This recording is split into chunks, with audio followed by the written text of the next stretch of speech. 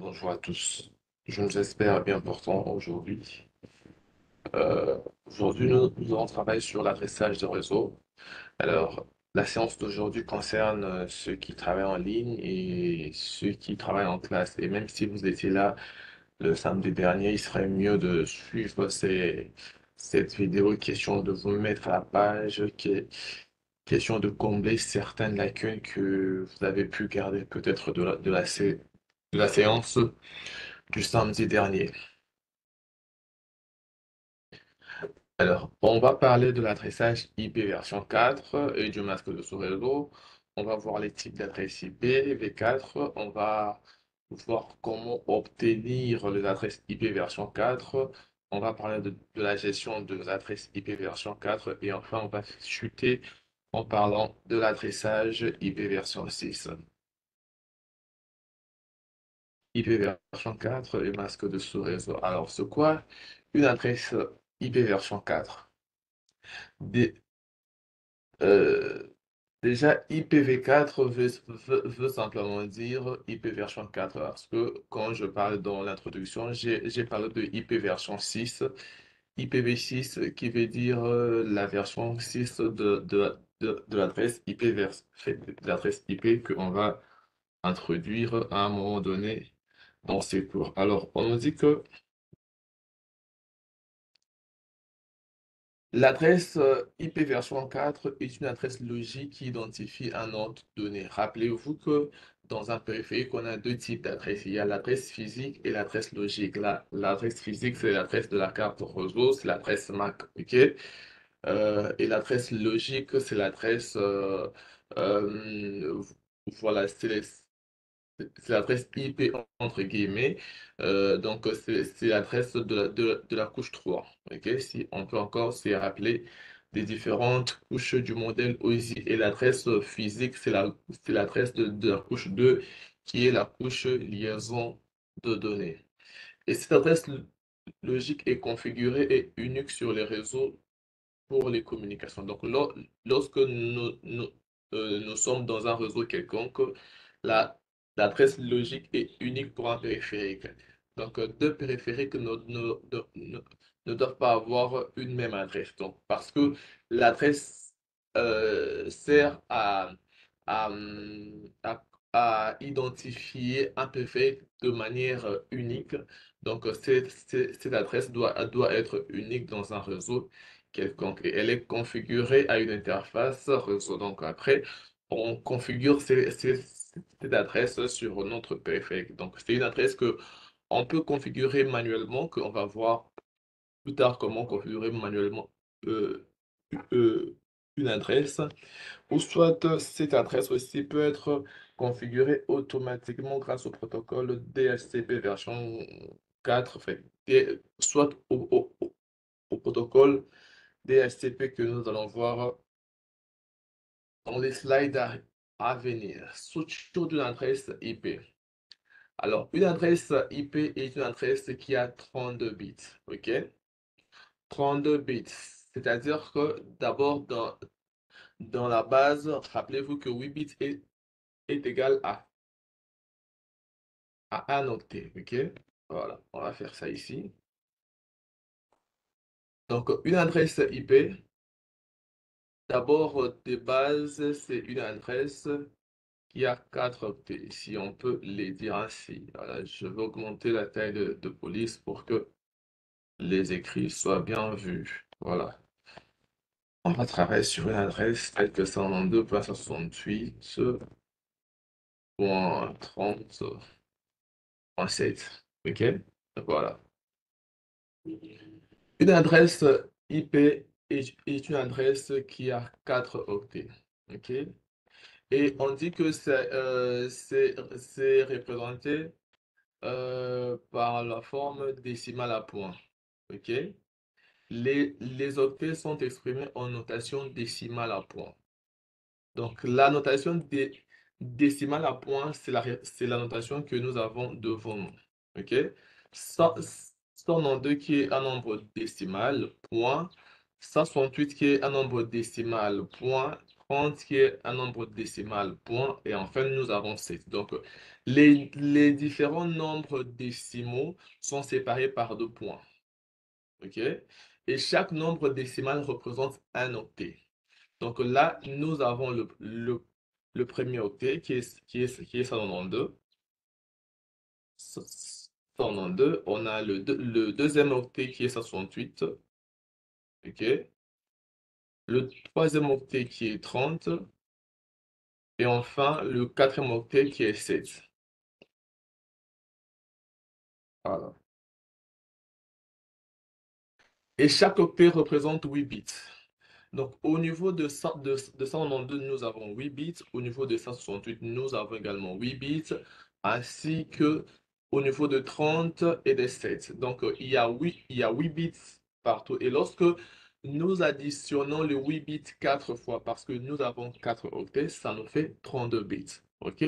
Raison pour laquelle nous disons qu'une adresse IP version 4, c'est une adresse qui a 32 bits. OK? Retenez-les, c'est plus important. Alors, par rapport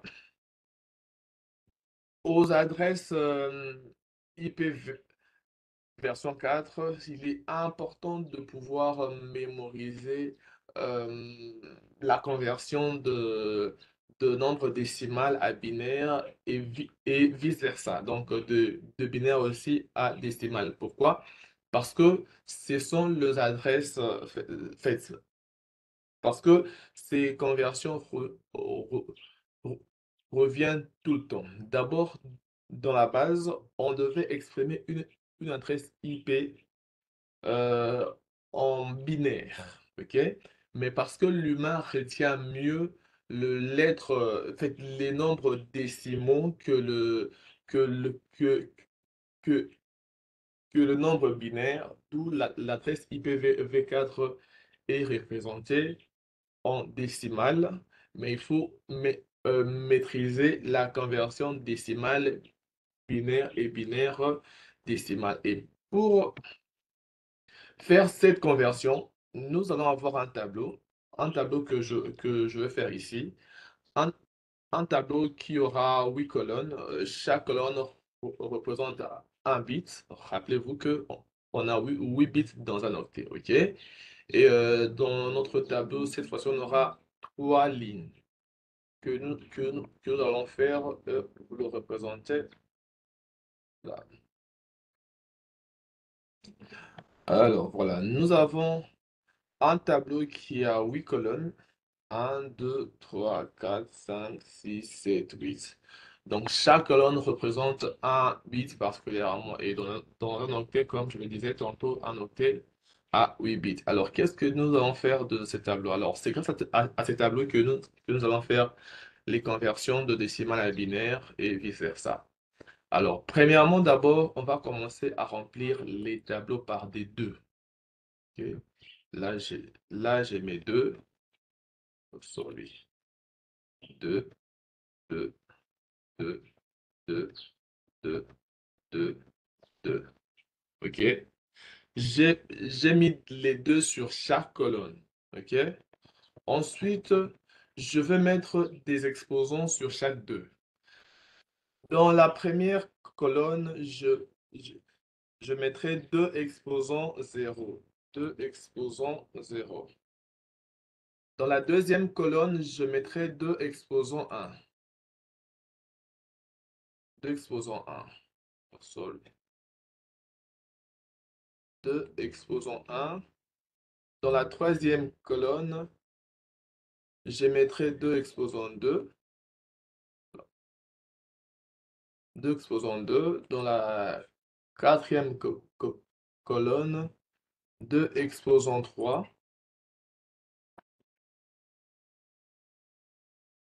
2 exposants 3.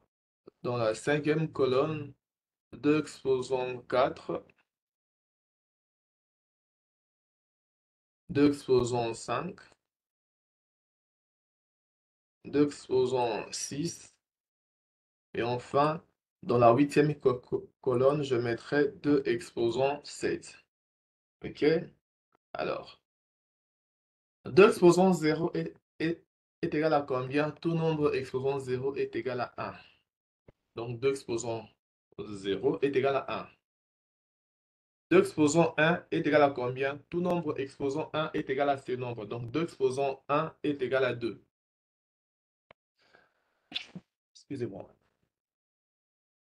2 exposant 2, la réponse est 4. 2 exposant 3, c'est 8. 2 exposant 4, c'est 16.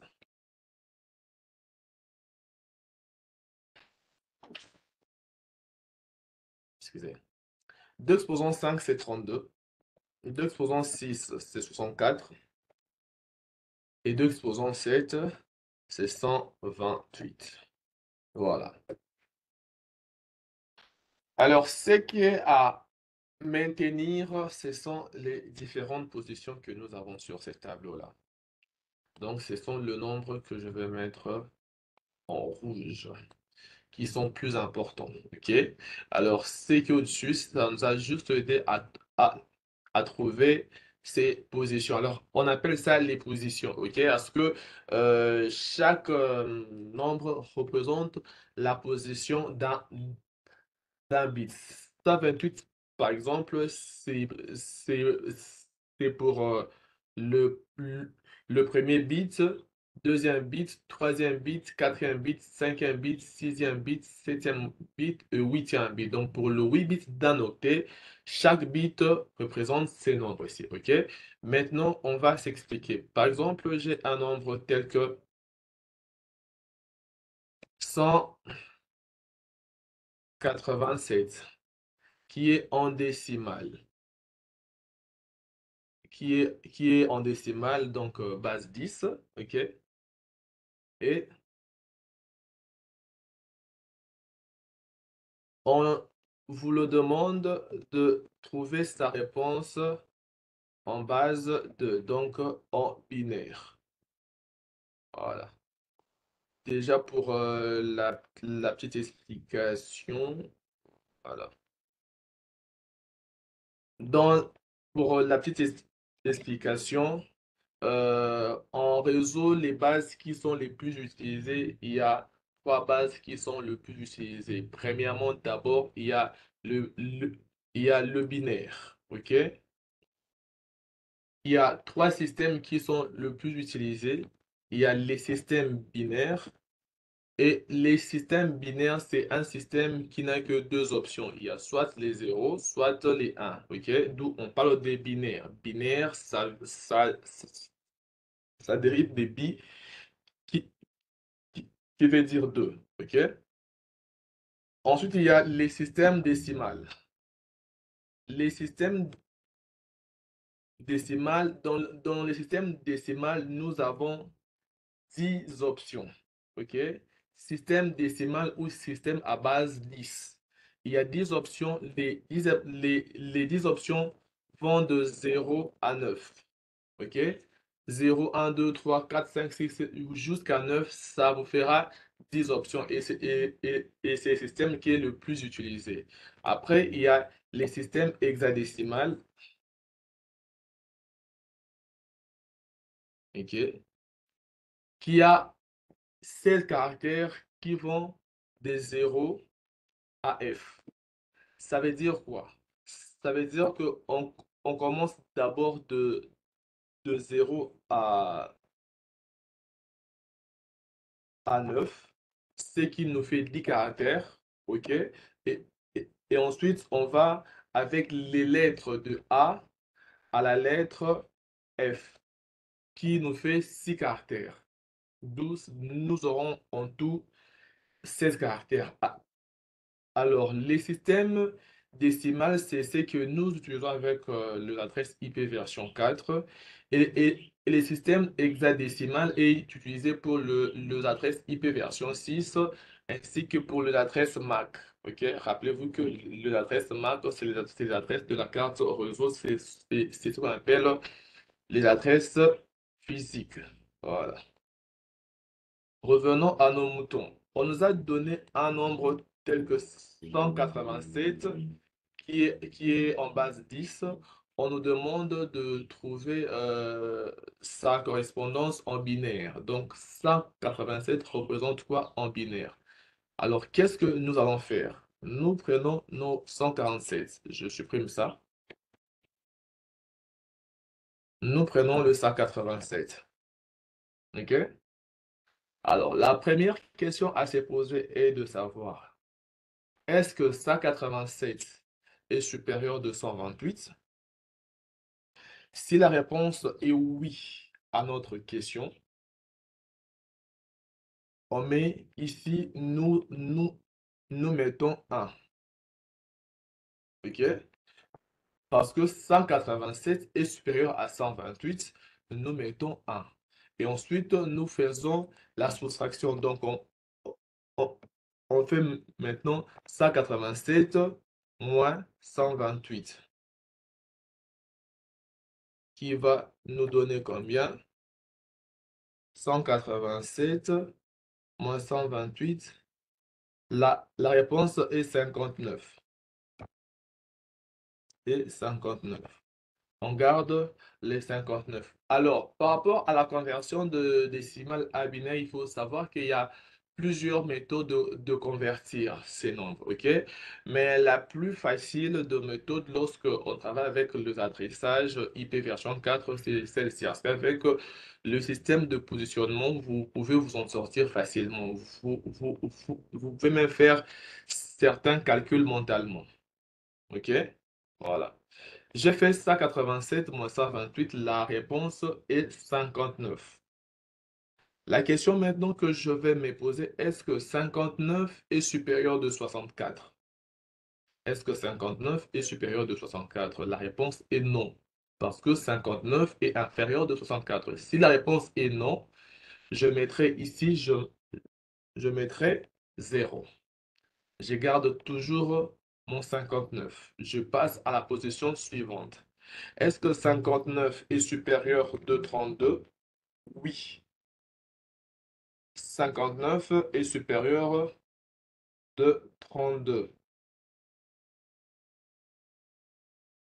Je mets 1 en dessous de 32. Et ensuite, je fais la soustraction. Donc 59 moins 32. La réponse est 27. Voilà. Je garde mon 27. Et je pose la question, est-ce que 27 est supérieur de 16? La réponse est oui. 27 est supérieur de 16. Je mettrai 1. Ensuite, je ferai 27 moins 16. La réponse est 11.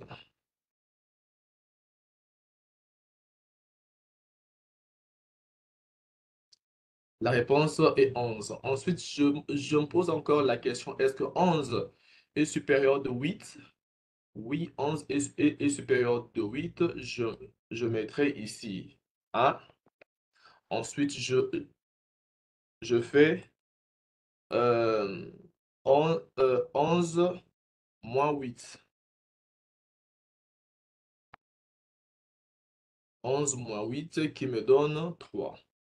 OK? Ensuite, je pose la question, est-ce que 3 est supérieur de 4? Non, 3 n'est pas supérieur de 4. Je mets ici 0 et je garde mon 3.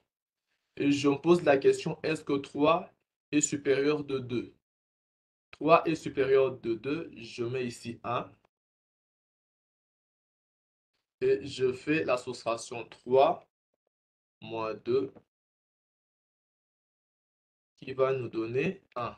OK? 1 est égal à 1. Donc ici, je mettrai 1. Voilà. 1.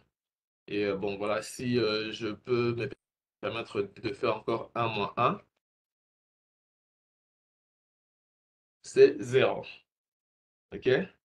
Donc, le nombre 187 que nous avons eu au début, 187 en décimale, en binaire, ça sera 1, 0, 1, 1, 1, 0, 1, 1. Je peux l'écrire ici. 1, 0, 1, 1, 1, 0, 1, 1. Je vois que ici, j'ai 8 bits. 1, 2, 3, 4, 5, 6, 7, 8. OK? Donc, la réponse à mon calcul est là.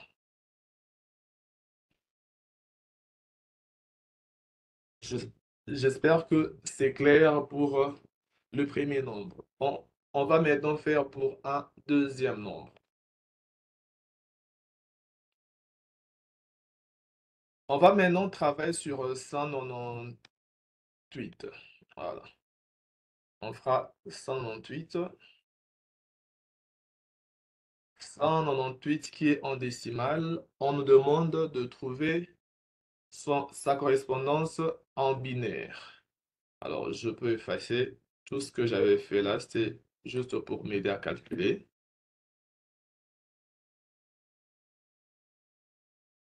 Bon, c'est vraiment compliqué pour rien. On est pour 8.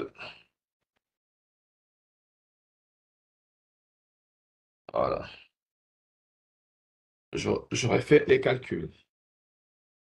198 qui est en décimale, je veux le convertir en binaire. Alors, la première question que je me pose, est-ce que 198 est supérieur de 128? Oui. La réponse est oui. Ici, je mets 1. OK? Ensuite, je fais la soustraction. Donc, je fais 198 moins 128. La réponse est 70.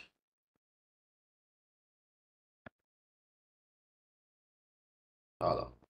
Ensuite, je me pose encore la question, est-ce que 70 est supérieur de 64?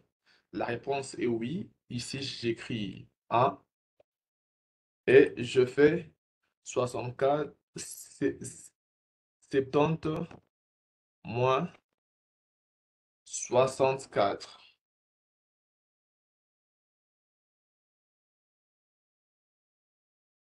La réponse est 6. Voilà.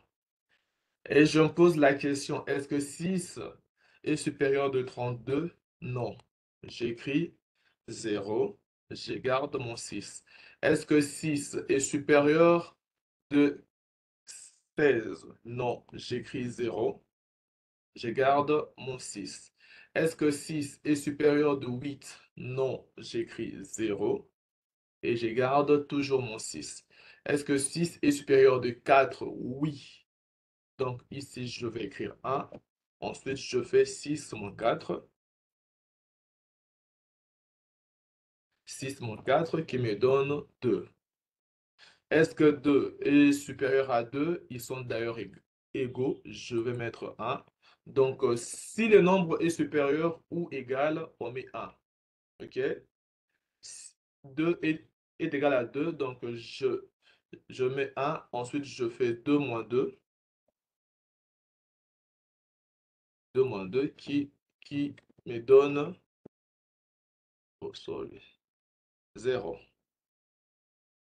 OK? Qui me donne 0. Et ce qui viendra après, ça sera que 1, 0. OK? Donc, le nombre décimal que nous avons au début, 198, en binaire, ça veut dire, ça va donner 1, 1, 0, 0, 0, 1, 1, 0. OK? Donc, ça donne 1, 1, 0, 0, 0, 1, 1, 0. C'est ce qui fait 8 bits. 1, 2, 3, 4, 5, 6, 7, 8 bits. OK? Alors, un dernier exercice pour en finir avec les décimales vers binaires, parce qu'il faut faire ça très souvent pour s'habituer, pour se familiariser avec. Alors, je fais un dernier pour aller maintenant de binaire en décimale. Voilà. Donc, le nombre que je vais faire ici, ça sera, voilà. J'ai un nombre tel que 32, OK, qui est en décimale. Et on me demande ça donnera combien en binaire. OK, j'ai 32. Alors, qu'est-ce que je fais? Je commence par le premier bit. Est-ce que 32 est supérieur de 128? Non. La réponse ici est 0. Est-ce que 32 est supérieur de 64? Non, je mets 0. Est-ce que 32 est supérieur à 32? 32 est égal à 32. Donc, si le nombre est supérieur ou égal, on met 1. OK? Est-ce que 32 est supérieur ou égal à 32? C'est la question qu'on devrait se poser. Oui, 32 est égal à 32. Je mets 1 et je fais 32 moins 32. Il me donne 0. Alors, à partir du moment où j'ai un 0 dans mes calculs, tout le reste de positions ne seront que des zéros parce qu'il n'y a aucune question à poser parce que ça serait que 0 est supérieur à 16. Non. Est-ce que 0 est supérieur à 8? Non. Donc, juste à la fin. Donc, 32 en décimale. En binaire, ça va nous donner 0, 0, 0, 1, 0, 0, 0, 0, 0. C'est ce qui fait 8 bits, OK? Alors, par rapport à l'écriture de ce nombre, on peut s'effacer d'écrire les zéros qui sont devant le 1, OK? Donc, on peut écrire juste 1, 0, 0, 0, 0, ou soit on peut aussi écrire 0, 0, 1, 0, 0, 0, 0, OK? Alors, l'exercice que je vais vous donner maintenant, c'est de pouvoir faire la conversion de 255, qui est un nombre décimal, le convertir en binaire. Ensuite, de me faire la conversion de 56. 56. Alors, mettez une pause à la vidéo, faites l'exercice et revenez pour continuer la vidéo plus tard. Voilà. Je pense que ça a été fait. Alors, c'est important de faire les exercices parce que c'est plus vous le faites, plus vous maîtrisez la chose. Maintenant, on va faire la conversion de binaire en décimale. J'ai un nombre binaire tel que 1, 1, 0, 1, 0, 1, 0, 0. Je pense que ça fait 8 bits, hein. Ça fait 1, 2, 3, 4, 5, 6, 7, 8. Voilà.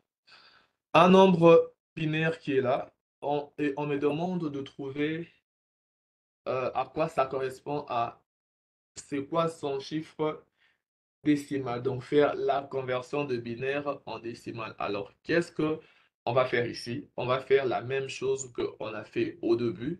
Donc, on va utiliser toujours notre tableau à points et notre tableau à position plutôt. Et je pense que nous n'avons pas oublié comment nous avons fait pour trouver tous ces nombres qui sont là. OK? On est parti de là jusqu'à atterrir ici. Alors, comment faire ces conversions? Je vais rem- rem- remplir les différentes positions. OK? À la première position, je mettrai 1. Donc, les 1 qui est là, OK? Je le mets ici, 1. Ici, j'ai encore 1. Vous voyez là où je suis en train de bouger les curseurs. Il y a 1, il y a encore 1, il y a 0, il y a 1, Lise, il y a 1, Il y a 1, 0, 1. Ensuite, il y a 0. Il y a 1. Il y a 1 plutôt. Il y a 0 et 0. Donc, j'ai simplement rempli les tableaux avec la donnée qui m'a été donnée ici, si je peux me répéter. OK? J'ai 1, 1, 0, 1, 0, 1, 0, 0 qui est là. 1, 1, 0, 1, 0, 1, 0, 0. OK? Donc, ces nombres binaires, je le remplis dans le tableau qui est là au-dessus. OK? Après, je vais faire les calculs. Alors, qu'est-ce qui s'est fait? À chaque fois que nous avons un, nous allons considérer le nombre qui est au-dessus. Mais lorsque nous avons 0, nous n'allons pas considérer les nombres au-dessus. Ça veut dire quoi? Ici, par exemple, il y a 1. Donc, je vais considérer le 128. Voilà. Ici également, il y a 1. Je vais considérer le 64. Ici, il y a 0. Je ne considère pas le 32. Ici, il y a 1. Je considère le 16. Ici, il y a 0. Je ne considère pas le 8. Ici, il y a 1. Je considère le 4. Ici, il y a 0. Je ne considère pas les 2. Là où ici, il y a 0, je ne considère pas le 1.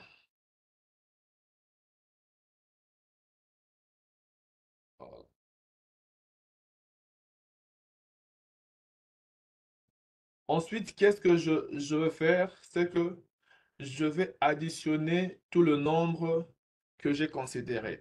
J'ai considéré 128, j'ai considéré 64, j'ai considéré 16 et je considéré 4. Alors, qu'est-ce que je ferai? Je fais 128 plus 64.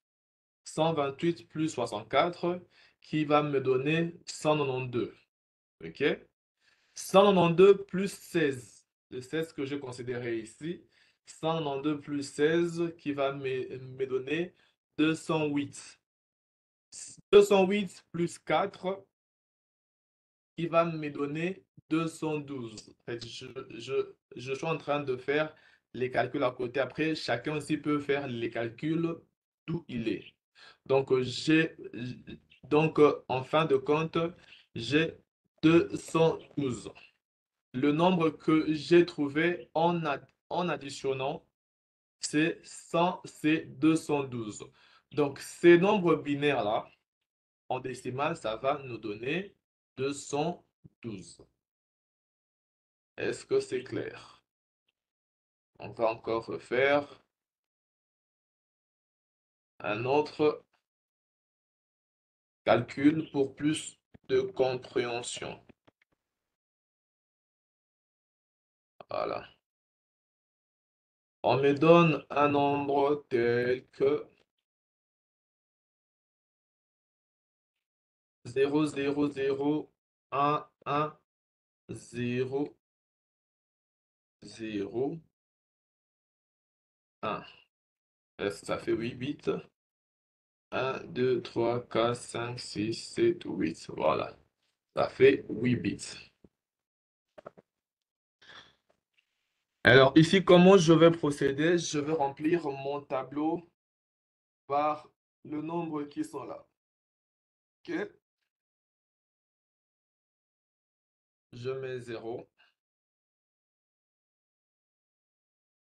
0, 0. J'ai 3 zéros au devant. Après, j'ai 1, 0, 0. Et ensuite, je 1.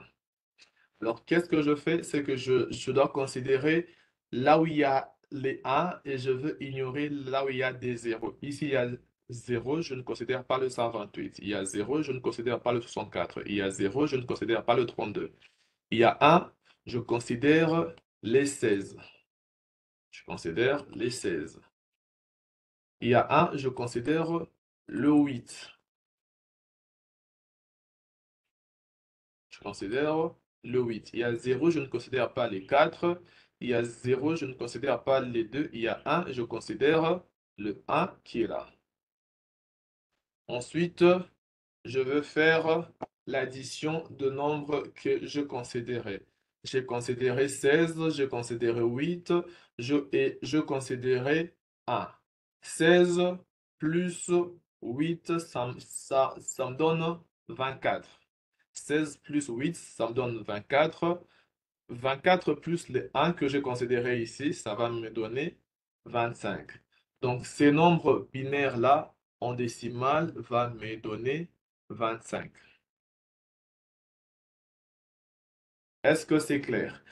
Alors, par rapport à la donnée que nous avons utilisée ici, on, on pourrait mettre le 3 0 au début, soit on pourrait juste ne pas mettre les zéros au début et juste mettre comme ça. Et lorsque on, on vous donne un nombre pareil, OK, et on vous demande de convertir ça en binaire, donc vous voyez déjà que ici il n'y a que 5 bits. Ça fait 1, 2, 3, 4, 5. OK? Donc 5 bits, ce qui veut dire qu'il manque 3 bits. Donc dans la tête, dites-vous qu'il y a 3 bits au devant qui sont des zéros. Et lorsque vous allez remplir votre tableau, commencez par remplir le 3 bits au devant qui seront des zéros et ensuite remplissez les 5 bits après. OK? Si par exemple on vous donnait de convertir un nombre qui est 1, 0, 1. OK? C'est un nombre qui a 3 bits. OK? Et nous savons que dans le tableau, il y a 8 bits qui doivent être représentés. Alors ici, qu'est-ce que vous allez faire?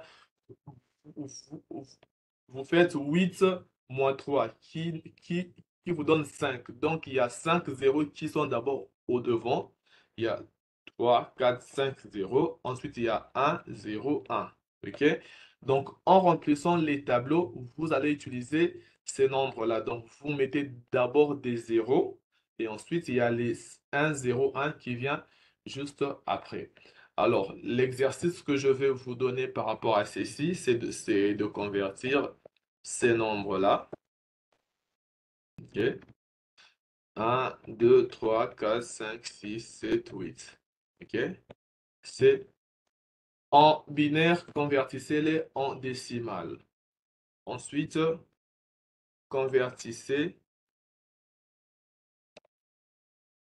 ceci en décimales. Mettez une pause sur la vidéo et vous allez revenir pour continuer avec la leçon. Faites d'abord les calculs pour mieux maîtriser les conversions décimales binaires. Et j'insiste encore que ces conversions sont très capitales, sont très importantes lorsqu'on veut maîtriser les réseaux informatiques, lorsqu'on veut maîtriser surtout l'adressage IP version 4. Et dites-vous que si vous n'avez pas maîtrisé l'adressage IP version 4 dans le réseau, d'abord, vous n'êtes pas digne. Donc, il faut maîtriser l'adressage IP version 4. C'est très, très capital. Voilà, on continue avec la leçon. Alors, dans une adresse IP, l'adresse IP a deux parties principales. OK? Il y a la partie réseau et il y a la partie hôte. OK? Il y a la partie réseau et il y a la partie hôte. Alors, la partie réseau nous permet d'identifier le réseau informatique. OK? Et la partie hôte nous permet d'identifier les hôtes de manière individuelle. Donc, dans un réseau, tous les périphériques qui se retrouvent dans un réseau doivent avoir la même partie réseau et la partie hôte peut les distinguer. Dans l'exemple que nous avons là sur les tableaux, je pense que c'est visible par tout le monde. OK. Il y a un réseau LAN qui est ici et il y a le routeur qui a comme adresse 192.168 192.18.99. Il y a une machine qui a comme adresse 192.168.18.11. Celle-ci a comme adresse 192.168.18.22. Alors, on peut voir que dans ces adresses, les trois premiers octets sont le même. Je vais écrire ça à côté pour que ça puisse être mieux visible. D'ailleurs, pour ça,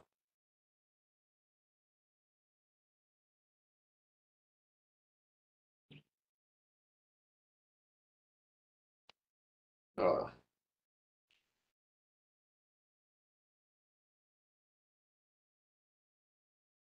voilà.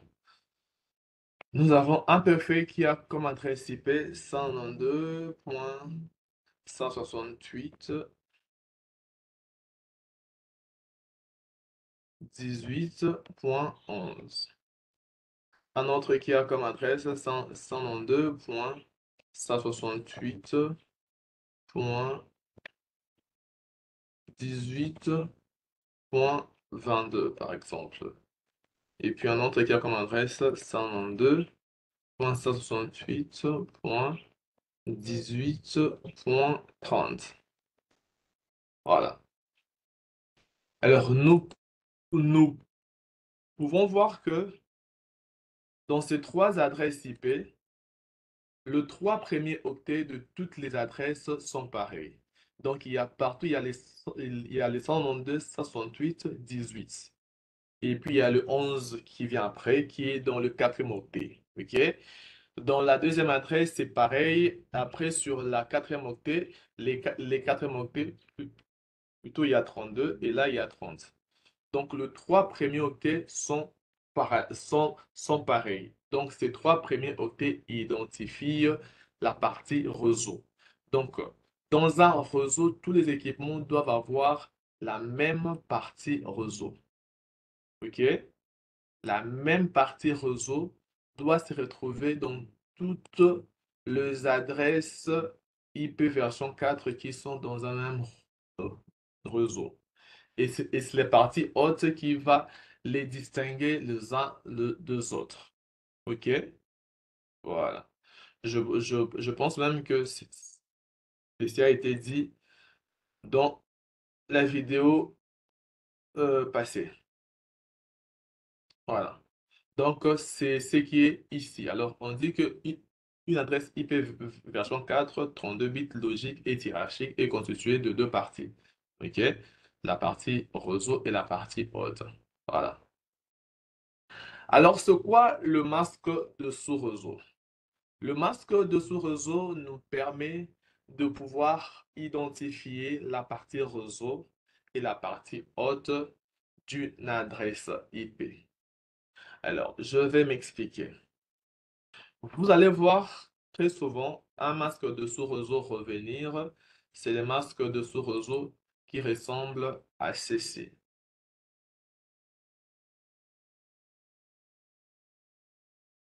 250, 250, oh là là, sorry.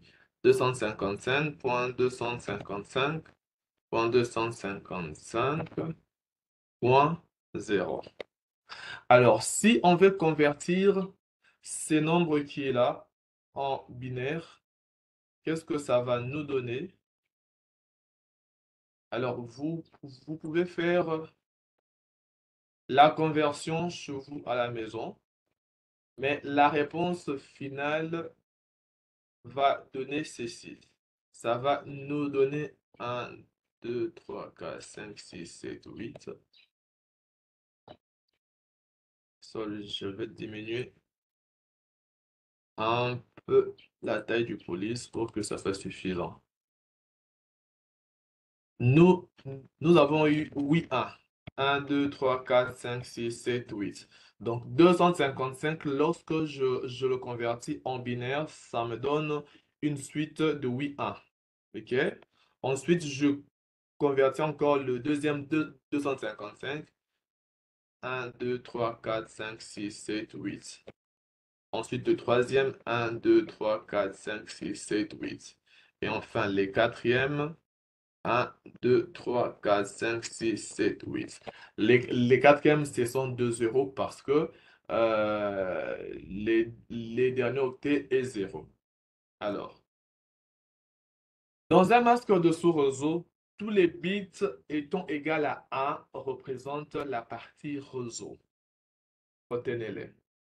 Dans le masque de sous-réseau, le bit étant égal à 1 représente la partie réseau. Et donc ici, par exemple, nous avons 24 bits qui sont égaux à 1. OK? Qui sont, qui sont là. OK? Ici, il y a 8 bits. Ici, il y a 8 bits, ça fait 16. Et là aussi, il y a 8 bits, ça fait 24. Et ensuite, nous avons le 0. Qu'est-ce que ça veut dire? Partout où il y a les 1, ça dit que ça représente la partie réseau de l'adresse.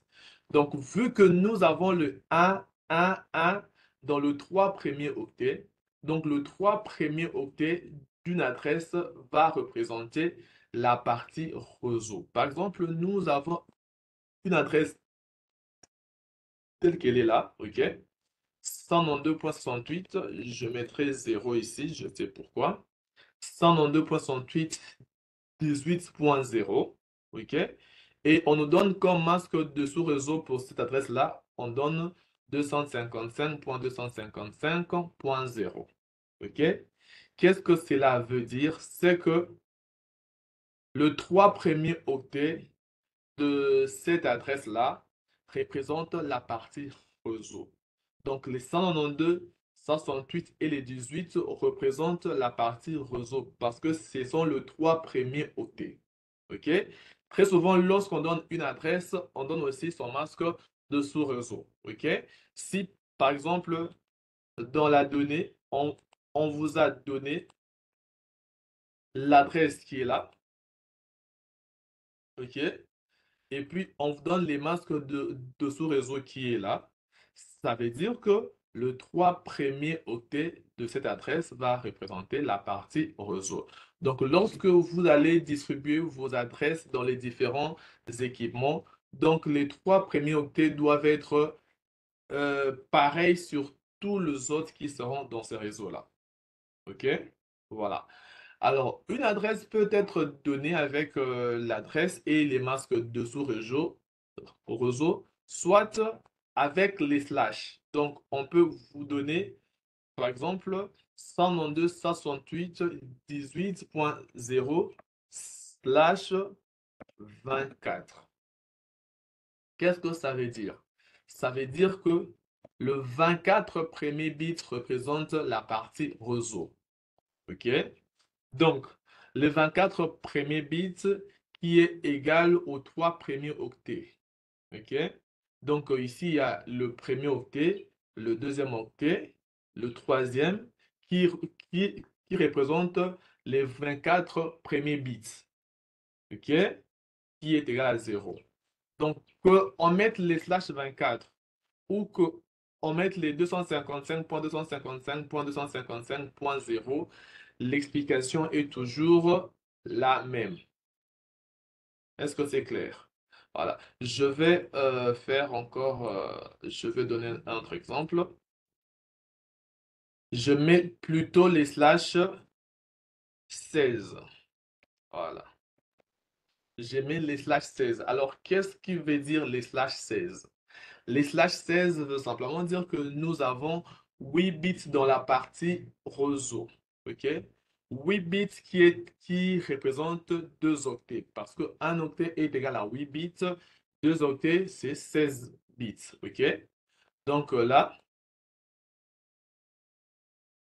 donc 16 bits représentent la partie réseau. OK? Donc là, j'aurais plutôt cessé. Sorry, sorry, sorry. Voilà. Je prends juste le 16 bits, donc le 2 premiers octets qui représentent la partie réseau. Donc, dans les équipements que je vais donner dans, dans ces réseaux-là, c'est- ce qui sera pareil sur tous les équipements, ça sera le deux premiers octets. Donc, les 192 et les 68 doivent se retrouver dans tous les équipements. Et les deux autres octets, ça peut être différent dans un équipement ou dans un autre, ça ne dépendra que de nous. Alors, par rapport à ceci, que sera le masque de sous-réseau? Le masque de sous-réseau, rappelez-vous que les masques de sous-réseau, on nous dit par définition que tous les bits représentant la partie réseau sont des 1. OK? Et ici, nous avons 16 bits qui représentent la partie réseau.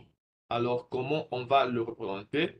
Je vais représenter les 16 bits qui sont égales à 1 et qui représentent la partie réseau. Donc, ça va nous donner 1, 2, 3, 4, 5, 6, 7, 8. Je, je mets un point toujours pour séparer l'octet. Ensuite, je mets 9, 10, 11, 12, 13, 14, 15, 16. Je mets encore un point. OK? Donc, les 16 bits qui représentent la partie réseau sont là et ils sont le 1. Et à partir du 16e bit, le bit qui vient après sont des zéros. Les zéros représentent la partie haute. Rappelez-vous que sur une adresse IP version 4, il y a deux parties. Il y a la partie réseau et puis il y a la partie 1. Et dans le masque de sous-réseau, tous les bits qui représentent la partie réseau sont de 1. Et les bits qui représentent la partie haute sont des zéros.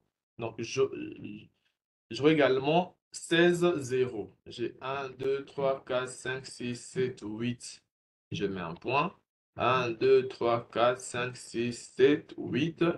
Et ça s'arrête là. OK? Si je veux convertir ça en décimale, ça me donnera 255.255.0.0. Voilà. Donc, les slash 16 peut aussi être écrit sur cette forme-là de 255.255.0.0, sachant que c'est les deux premiers octets qui identifient les réseaux. Voilà, et je vais chuter par les slash 16. Quand on me donne, par exemple, une adresse comme celle-là, et on me dit que c'est slash 16. Et c'est plutôt slash 8. Alors, qu'est-ce que ça veut dire? Ça veut dire simplement que le 8 premiers bits représente la partie réseau. OK? Si le 8 premiers bits représente la partie réseau, sachant qu'une adresse IP a 32 bits, donc c'est les 24 derniers bits qui vont représenter la partie haute. OK? Donc, pour mon cas, ça sera juste le 8 premiers bits qui représente la partie réseau, donc juste le 192. OK? Donc, dans un réseau pareil, déjà, cette adresse-là ne tient pas la tête, mais c'est juste à titre d'exemple. Dans une adresse pareille, c'est juste le 192 qui doit se retrouver dans tous les équipements. Mais les trois derniers octets, ça sera différent les uns les autres. OK? Alors, si je veux représenter les masques de sous-réseau pour une adresse pareille, donc on nous dit qu'il y a juste le 8 premiers bits qui représentent la partie réseau. Donc, en vrai, c'est juste les premiers octets. Donc, ça sera 1, 2, 3, 4, 5, 6, 7, 8. Je mets un point, OK? Ensuite, à partir du deuxième octet, ça représente déjà la partie haute. Et la partie haute, il n'y aura que les zéros. Donc là, j'ai 1, 2, 3, 4, 5, 6, 7, 8. Je mets un point. 1, 2, 3, 4, 5, 6, 7, 8. Je mets un point. 1, 2, 3, 4, 5, 6, 7, 8. OK? Et si je vais convertir ceci en décimale, ça me donnera 255.0.0.0. Donc, pour une adresse pareille, 192.68.18/8.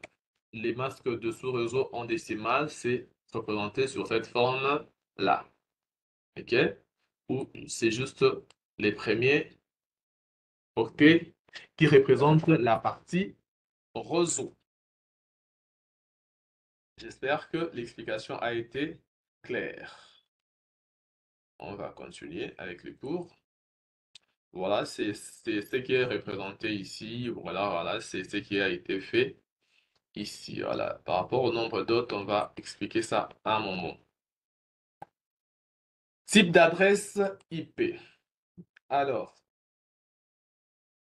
par rapport au type d'adresse IP, il faut savoir que il y a d'abord eu à l'époque ce qu'on appelait l'adressage par classe. Alors, l'adressage par classe a été institué, en tout cas quand Internet a commencé au début des années 80.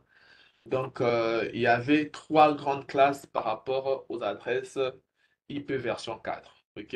Il y avait d'abord, je mets ça dans le passé parce que c'est un système qui n'est plus utilisé actuellement. OK? Il y avait d'abord la classe A. La classe A où on pouvait trouver les adresses allant de 0.0.0/8. Et je pense que tout le monde sait c'est quoi /8, hein? Voilà, explication là où nous venons. Jusqu'à l'adresse 127.0.0.0/8. Ça représentait les adresses de la classe A. Donc, une adresse, par exemple, qui est 103.10.8.5, OK? Parce que les premiers octets déjà commencent avec 103. Donc, c'est une adresse de classe A. OK? Ah, alors, comment identifier ça? On identifie par le premier octet. Vous voyez que les premiers octets vont de 0 à 127. Donc, tout le nombre qui sont compris entre 0 et 127 dans le premier octet sont les adresses de la classe A. OK? Ensuite, il y a la classe B qui, qui va de 128 à 192. Déjà, entre parenthèses, il faut savoir que toutes les adresses de la classe 127 ne sont pas utilisées. C'est ce qu'on appelle l'adresse de bouclage. L'adresse de bouclage, c'est une adresse qui vous permet de tester, euh, voilà, pour voir si l'adressage IP marche bien sur votre périphérique. Par exemple, l'adresse 127.0.0.1, c'est une adresse qui est utilisée pour vous pinguer vous-même, OK? Pour pinguer votre périphérique, pour pouvoir tester, pour voir si l'adressage IP version 4 marche sur votre périphérique. Donc, lorsque vous faites la commande ping 127.0.0.1. Donc, vous êtes en train de vous pinguer vous-même. C'est une adresse qu'on appelle adresse de bouclage. Voilà. Adresse de bouclage. Ça permet de se pinguer soi-même. OK? Voilà, c'était juste une parenthèse. Donc, la classe de 127, normalement, n'appartient même pas à la classe A parce que ce n'est pas de l'adresse qui sont attribuables. OK? Le 127, on attribue ça sur aucun périphérique. A- Après, il y a la classe B qui va de 128 à 191.255.0.0. Donc, toutes les adresses, OK, qui vont de 128 à 191 dont le premier octet appartenait à la classe B. Ensuite, il y avait la classe C qui va de 192 à 224, OK? Qui appartenait à la classe C, OK? Et à partir de 224, ce sont les adresses réservées. Il y a, par exemple, les adresses de diffusion qu'on ne peut pas utiliser. Alors, ça, c'est un système d'adressage de l'époque. Alors, entre-temps, on va voir un truc rapidement ici. Voilà. Je pense qu'on en a parlé ici. Le nombre d'hôtes dans un réseau. OK? Le nombre d'hôtes, comment trouver le nombre d'hôtes dans un réseau? La formule, c'est faire deux exposants. Ici, on a mis X, mais moi, je préfère travailler avec N. Deux exposants N moins 2. Par exemple, j'ai une adresse qui est là. J'ai une adresse réseau qui est 168.10.0/24. Alors, le nombre d'hôtes, donc le nombre de périphériques qu'on peut avoir dans un réseau. Nombre d'hôtes. La formule pour trouver le nombre d'hôtes, c'est faire 2 exposant n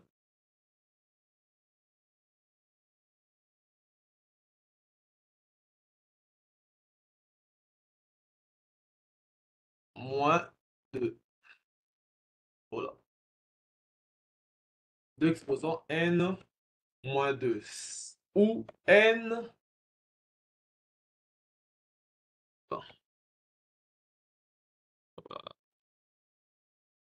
où n représente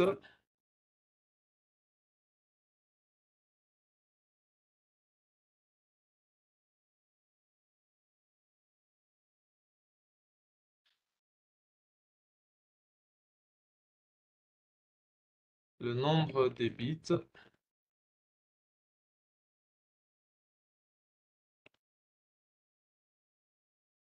appartenant à la partie réseau, plutôt à la partie haute. Voilà.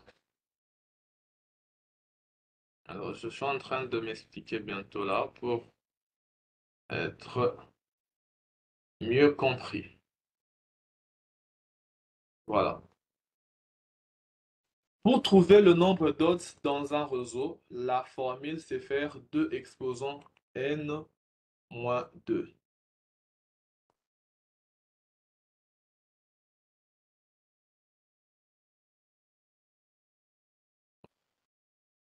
Pour, pour trouver le nombre d'hôtes, la formule est là, 2 exposants n moins 2. Où le n, les n qui est là au-dessus, représentent le nombre de bits appartenant à la partie haute.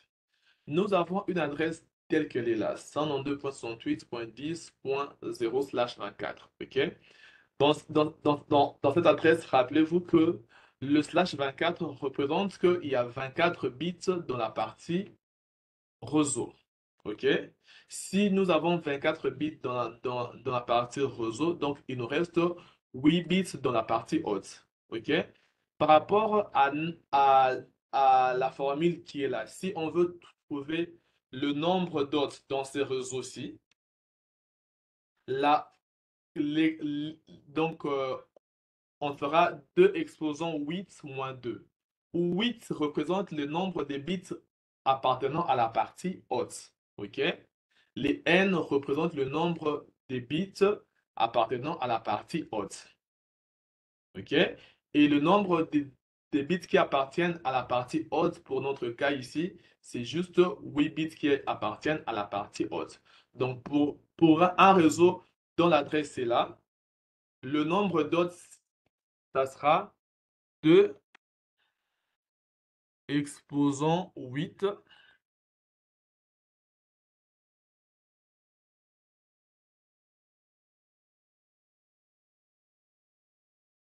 Oh là là. 2 exposant 8 moins 2.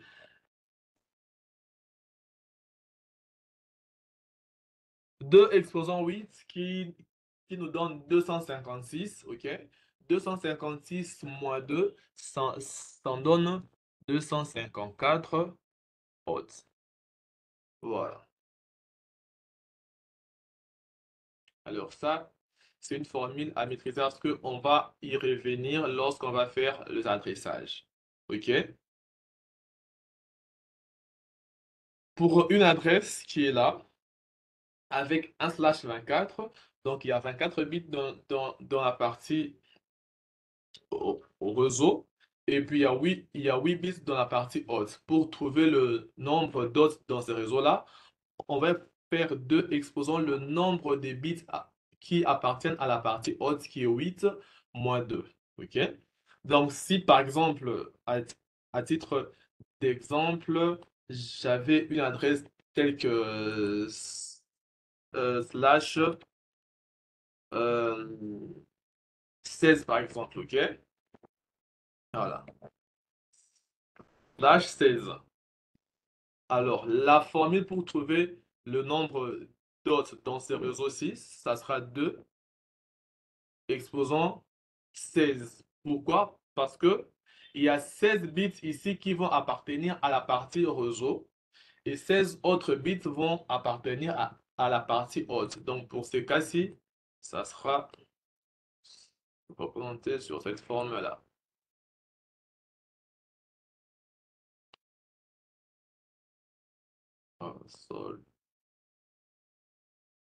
Donc ça sera 16 bits qui vont appartenir à la partie réseau et 16 autres bits vont appartenir à la partie haute. Ici, la, la formule, c'est faire 2 exposant le nombre de bits appartenant à la partie haute. Et ici, dans la partie haute, nous avons 16 bits. OK? Donc, je ferai 2 exposant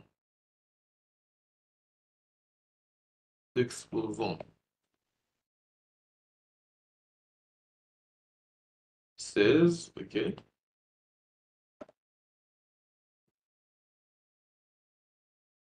Enfin, je mets moins 2. Et je veux trouver 65 000 quelque chose là. Et ça sera ça qui va représenter le nombre d'hôtes dans ce réseau-là. Voilà, c'était pour mieux expliquer là où nous étions arrivés. Donc, pour une adresse de classe A, ok, pour une adresse de classe A, il y avait la possibilité d'avoir jusqu'à à, à 16 777, c'est écrit en petits caractères ici. Je pense que c'est quand même vu, ok. Ça permettait d'avoir jusqu'à 16 millions d'hôtes par sous-réseau, par réseau plutôt. OK? Et ça donnait la possibilité d'avoir jusqu'à 128 réseaux. Avec une adresse de classe B qui a les slash 16, avec les slash 16, ça donne la possibilité ça donnait la possibilité d'avoir jusqu'à 16 1364 réseaux. Et dans chaque réseau, il y avait la possibilité d'avoir jusqu'à 64, soit à 65 534 périphériques dans chaque sous-réseau. OK? Dans chaque réseau plutôt. D'où c'était utilisé pour les grandes entreprises. OK? Le moyenne à grandes entreprises.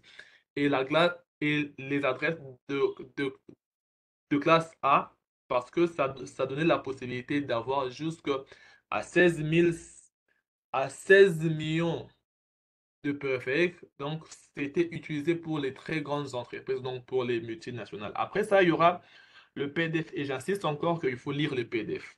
OK? Les PDF, c'est à lire. Donc, les PDF, vous devez les lire parce que c'est très important. Parce que ici, c'est en tout cas les résumés que nous donnons, mais dans le PDF, le cours est beaucoup plus étendu en largeur. Enfin, il y a la classe C qui permettait d'avoir jusqu'à 254 hôtes parce que c'est les slash 24, ok? Et il y avait la possibilité d'avoir jusqu'à 2 millions de réseaux. Et c'était utilisé pour les entreprises de taille normale.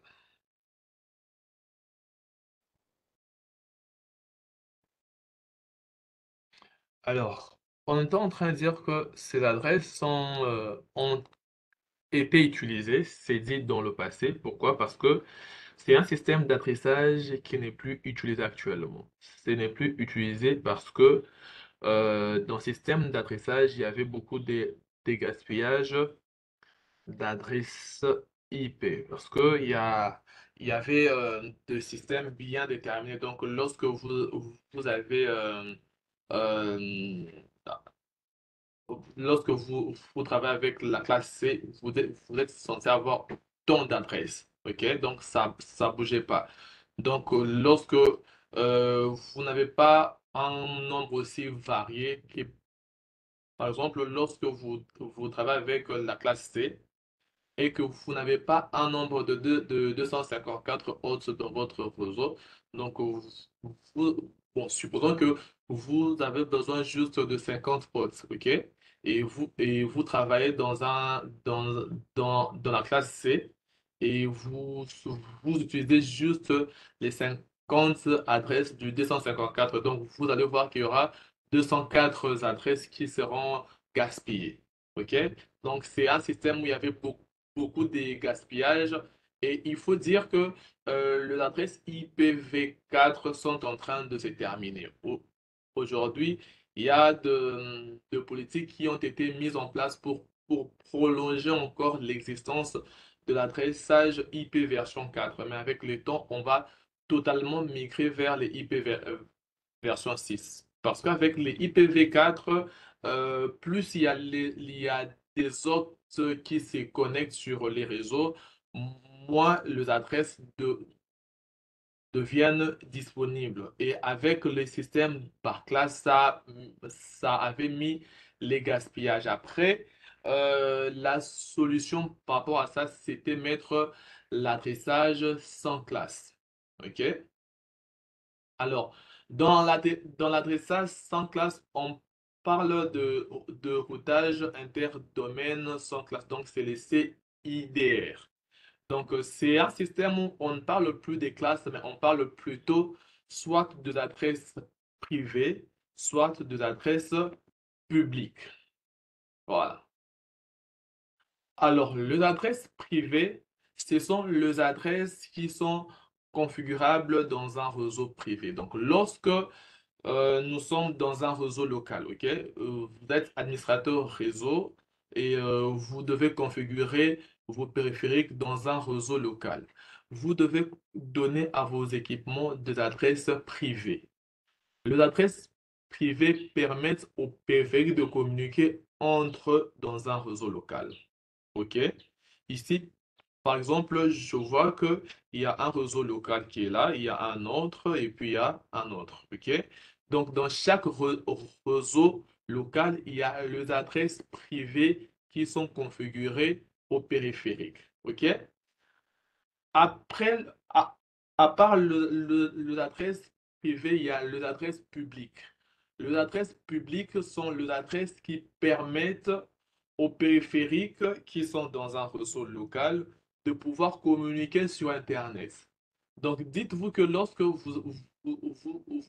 vous avez normalement deux adresses qui vous ont été attribuées. Il y a une adresse privée et il y a une adresse publique. L'adresse privée vous permet de communiquer dans votre réseau local. OK? Mais lorsque vous voulez communiquer au-delà de votre réseau local, donc lorsque vous voulez communiquer sur Internet, par exemple, il y a une adresse publique qui vous sera attribuée et c'est par l'adresse publique que vous communiquez sur Internet. OK? Et il y a un protocole qui permet de faire cette conversion, donc de faire la conversion de l'adresse publique en privé ou de, ou de privé en public, c'est les protocoles NAT. NAT, ça s'écrit N-A-T. Voilà. Les protocoles NAT permettent de convertir l'adresse public en privé et et du privé en public. Donc, lorsque je suis dans le réseau local, je communique avec mon adresse privée. OK? Et lorsque je veux maintenant aller au-delà de mon réseau local, donc aller communiquer sur Internet particulièrement, là, il y a une adresse publique qui me sera attribuée pour me permettre de communiquer sur Internet.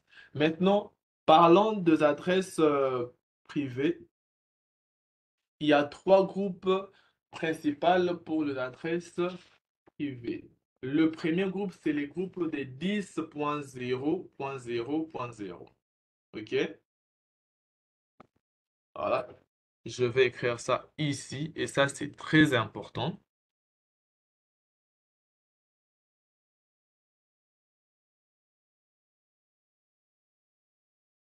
Il y a les premiers groupes pour l'adresse privée, c'est les 10.0.0.0.0/8. Donc, avec ces groupes-là, lorsque vous configurez vos adresses IP version 4 pour un réseau local, donc vous pouvez attribuer les adresses allant des 10.0.0.0 jusqu'à 10.255.255.255. Donc pour ces cas-ci, on, on peut voir qu'il y a /8, donc c'est le premier octet qui représente la partie réseau, mais ça peut être mo-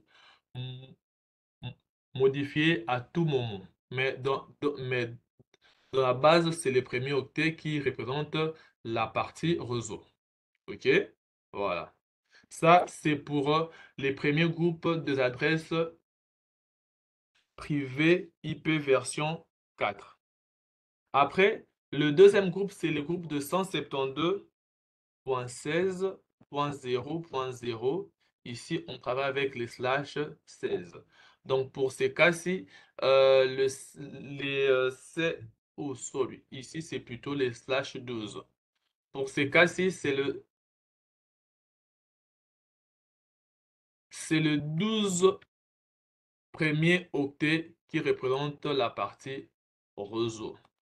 Alors, ça peut compliquer pour un premier temps parce qu'on a juste là travailler avec les /8, 16 et 24, mais on va travailler aussi avec les /12 plus, plus tard. Donc, les adresses attribuables vont de 172.31.255. Oh là, sorry. J'ai fait une confusion. 172.16.0.0 à,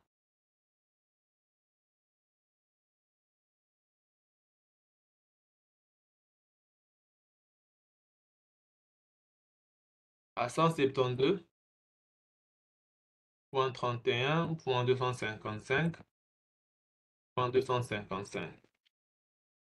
Voilà. Et le troisième groupe d'adresses privées, je vais mettre ça en jaune pour qu'il n'y ait pas de confusion. Voilà.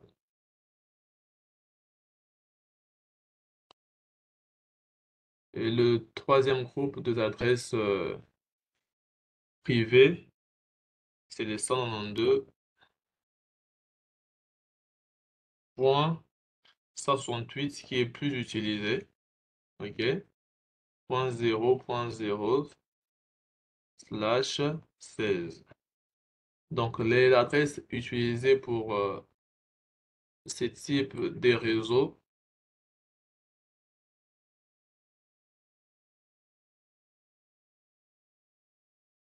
vont de 192.168.0.0 à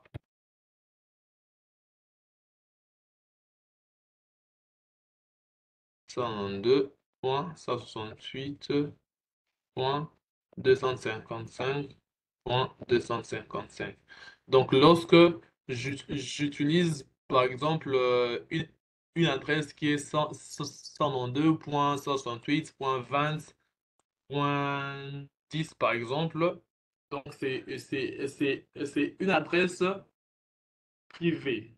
Donc, retenez que les adresses privées nous permettent de communiquer dans un réseau local, ok? Et lorsque nous voulons aller au-delà du réseau local, donc lorsque nous voulons particulièrement aller dans le grand réseau qui est Internet, c'est là qu'il y a une adresse publique qui nous est attribuée. Et ça, c'est avec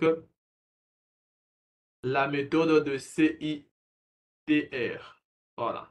Et l'adresse de, de, de bouclage réseau, c'est 192, c'est 126.0.0 et particulièrement le point 1 à la fin pour faire le bouclage. Donc, pour se pinguer, soi-même, on va faire des calculs là-dessus plus tard. Alors, dans un réseau, on parle de la monodiffusion.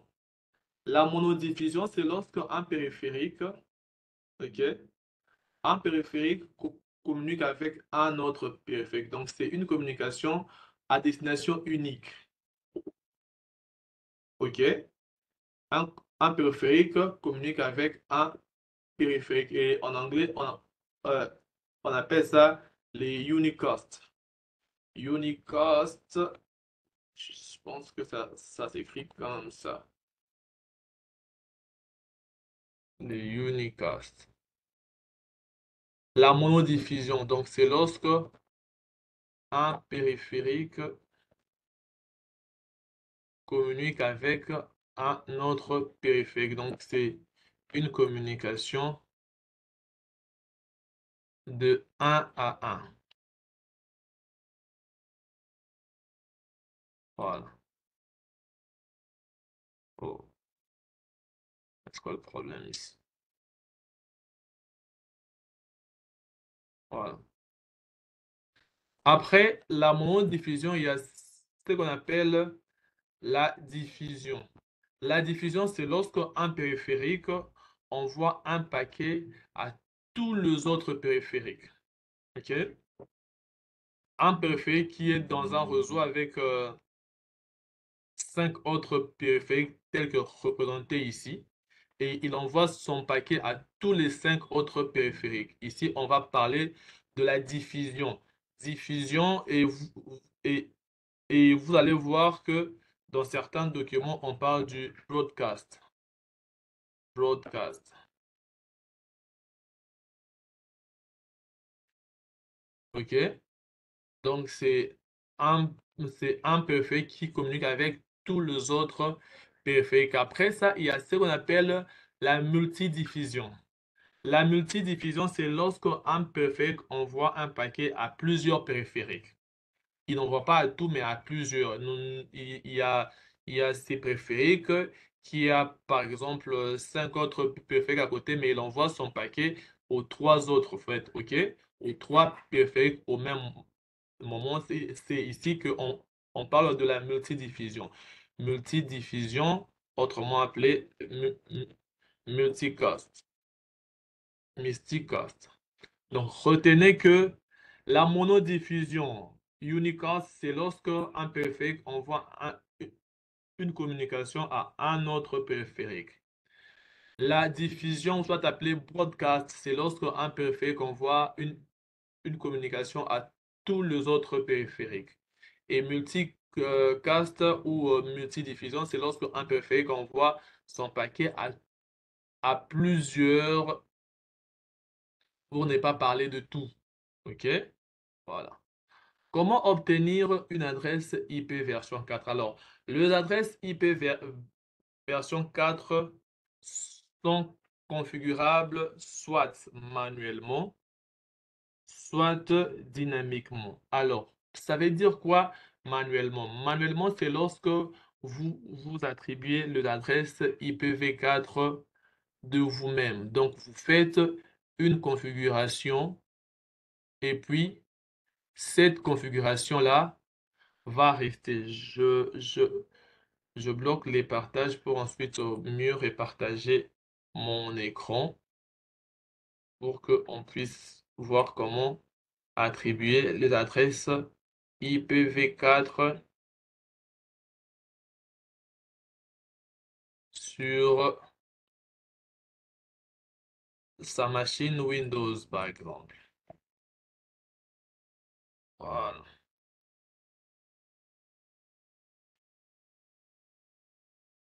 Je viens de repartager encore l'écran pour que ça puisse être mieux vu. Voilà. Alors, l'attribution manuelle, c'est l'attribution que vous faites de vous-même et c'est une adresse qui est statique. Donc, ça ne change pas, ça ne bouge pas. Donc, même si vous éteignez la machine et que vous la ouvrez encore, l'adresse qui a été attribuée statiquement va rester. OK? L'attribution dynamique, c'est une adresse que vous recevez par le protocole DHCP. Les protocoles DHCP vous donnent une adresse IPv4, même les masques de sous-réseau, tout ça, ils donnent ça automatiquement sans que vous ayez à faire une quelconque configuration. OK? Mais juste que l'adresse qui a été attribuée par les DHCP, c'est une adresse dynamique. Donc, c'est une adresse qui change à tout moment. Donc, lorsque vous vous déconnectez du réseau, quand vous allez encore revenir, vous allez vous voir être attribué une autre adresse que celle que vous avez avant. OK? Alors qu'avec l'adresse statique, donc c'est que vous avez configuré de vous-même, même si vous déconnectez d'un réseau, quand vous allez revenir, ça sera toujours la même adresse. Alors, comment configurer l'adresse IPv4 statiquement sur votre périphérique? Il suffit d'aller.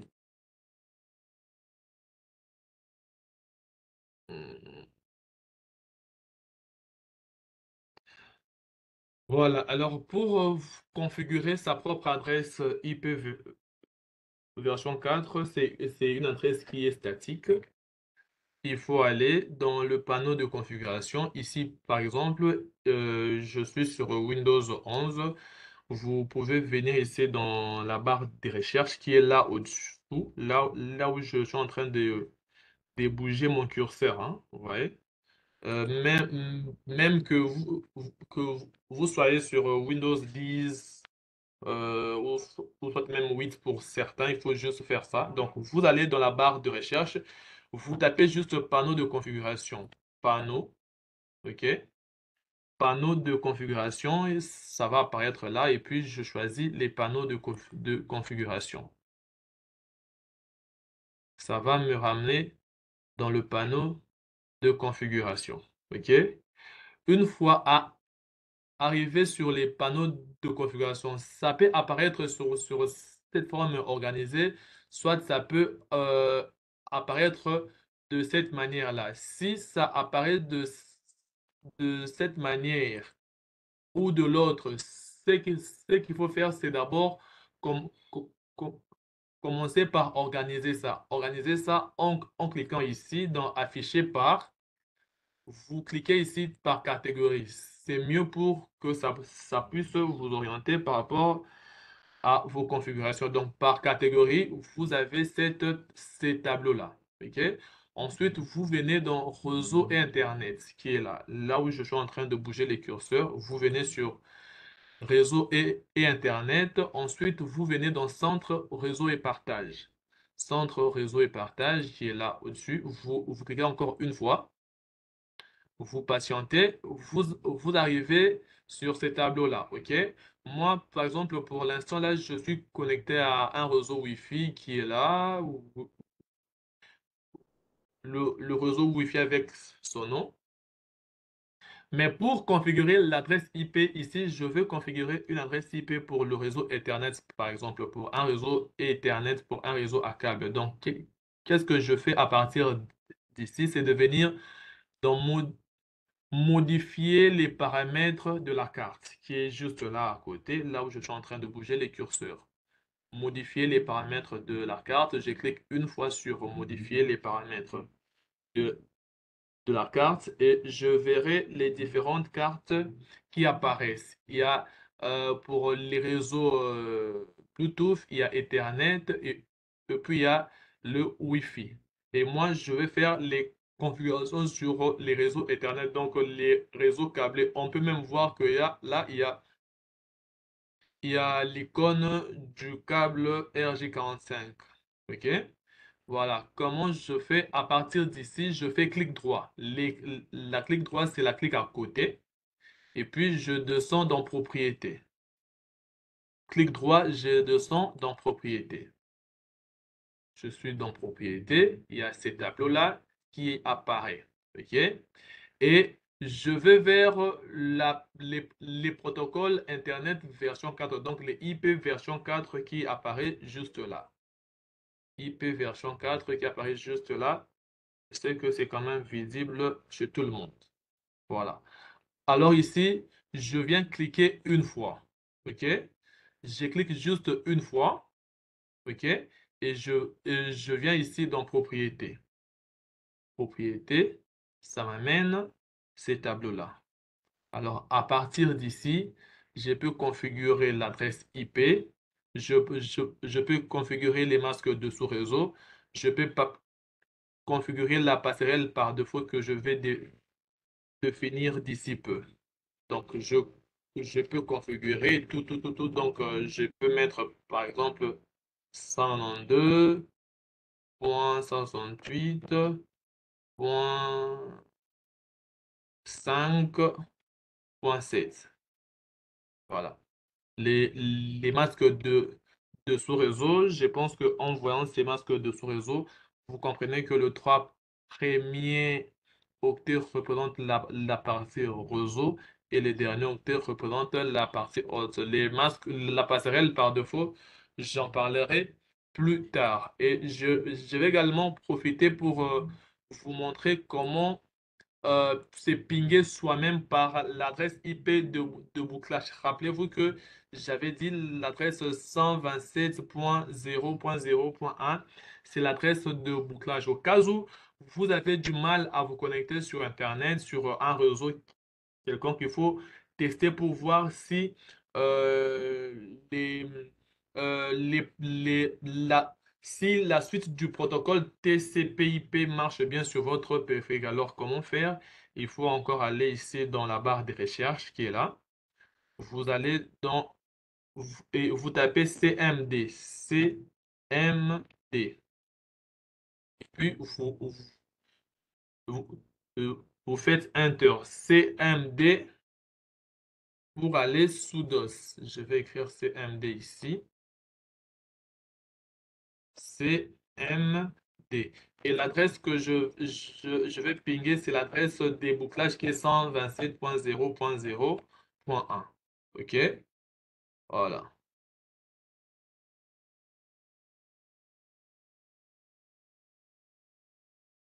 Et je reviens ici, je fais ping.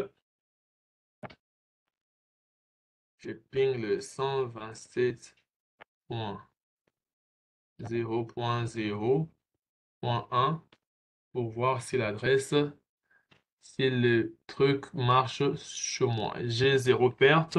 Donc, la suite du protocole TCP/IP marche bien sur mon périphérique. Il faut toujours tester ça en premier lorsque vous n'arrivez pas à vous connecter sur Internet. Donc, en gros, on peut avoir une adresse soit statiquement, soit dynamiquement. Et dynamiquement, vous n'aurez à faire aucune configuration. Donc, c'est une adresse qui vous est attribuée automatiquement sans que vous ayez à faire quoi que ce soit. Et avec la manière d'avoir l'adresse dynamiquement, il y a un serveur DHCP qui vous attribue une adresse automatiquement. Et le serveur DHCP, lorsque vous utilisez un réseau sans fil, par exemple, le, le routeur sans fil ou le point d'accès sans fil fait office de serveur DHCP. Donc, ça vous attribue l'adresse automatiquement. Après, il y a aussi une méthode qu'on fait pour configurer un routeur pour qu'il soit un serveur DHCP. Après, il y a aussi les équipements physiques. Donc, il y a vraiment les serveurs comme équipement qui est là juste pour faire office de serveur DHCP. Et pour avoir une adresse par les DHCP, c'est d'abord les perfets qui commencent par envoyer un message de découvert et puis il reçoit une adresse DHCP. Alors, par rapport à la passerelle, c'est quoi la passerelle? Je pense qu'on a eu à voir ça lorsqu'on faisait les configurations. Il y avait un endroit réservé pour la passerelle. Alors, c'est quoi la passerelle par défaut?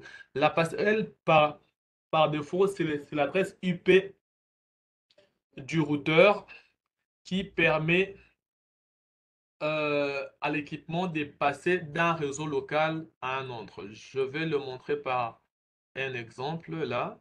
Ok, je vais le montrer par un exemple rapide que je vais faire là.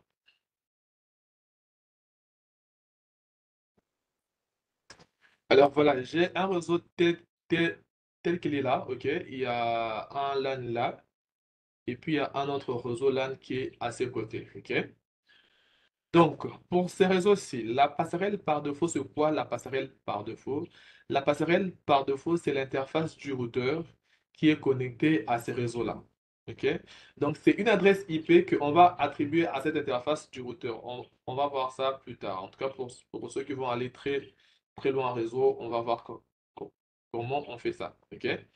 Et donc, il y a une adresse IP qu'on attribue sur cette interface-là. Donc, c'est l'interface du routeur qui est connectée directement au LAN. Donc, pour que les communications puissent partir de ces réseaux vers ailleurs, ça doit passer par cette passerelle par défaut. Donc, que ce soit pour que ça part ou pour que ça entre, ça doit passer par cette interface-là. Rappelez-vous que les routeurs ont comme but premier de pouvoir interconnecter deux ou plusieurs réseaux locaux. OK? Donc, pour ces LAN-là, par exemple, sa passerelle par défaut, ça sera cette interface-là. OK? Donc, la passerelle par défaut, c'est l'interface du routeur qui est connectée à un réseau local. OK? Donc, c'est cette adresse-là qui permet au routeur de pouvoir communiquer au-delà de son réseau local. Donc, ça, c'est ce qu'il faut retenir parlant de la passerelle par défaut. Alors, pour ce cas, par exemple, la passerelle par défaut, pour ces perfect-là, c'est son point d'accès sans fil. OK? Ça c'est un point d'accès sans fil. Après, il y a aussi, ça fait aussi office de serveur DHCP et c'est la passerelle par défaut pour l'équipement qui est là. Donc, ça permet à cet équipement de pouvoir se connecter à un réseau qui est ailleurs, par exemple sur Internet. OK? Voilà. Alors ça, c'est par rapport à l'attribution de trucs.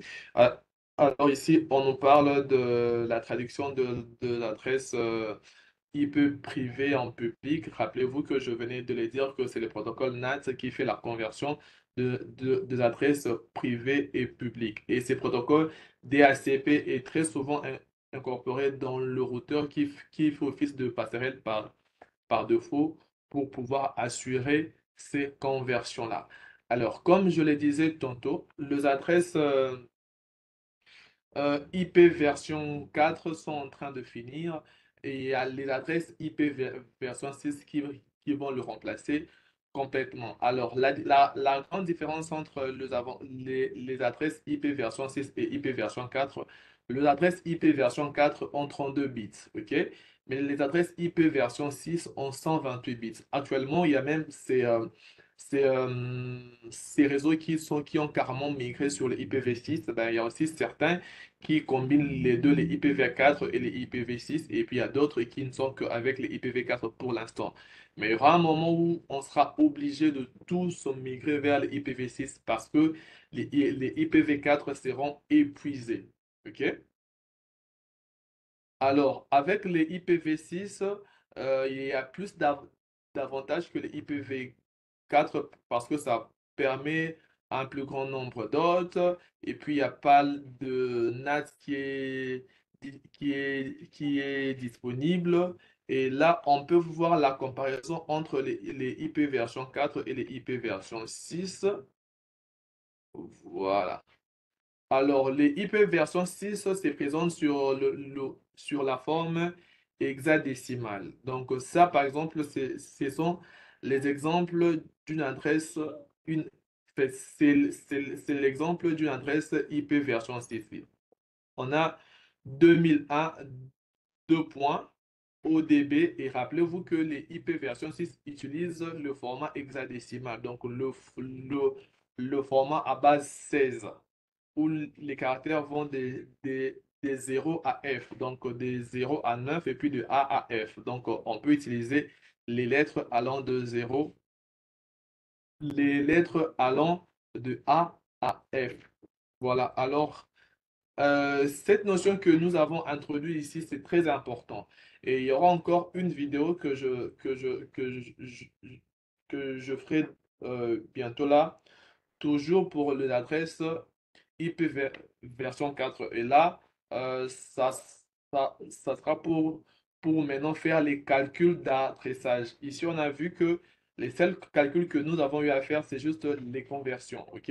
Mais après, il faut maîtriser les calculs de l'adresse IPv4 pour mieux maîtriser l'adressage IPv4. En tout cas, je fais un effort de faire cette vidéo au courant de la semaine pour vous mettre à point.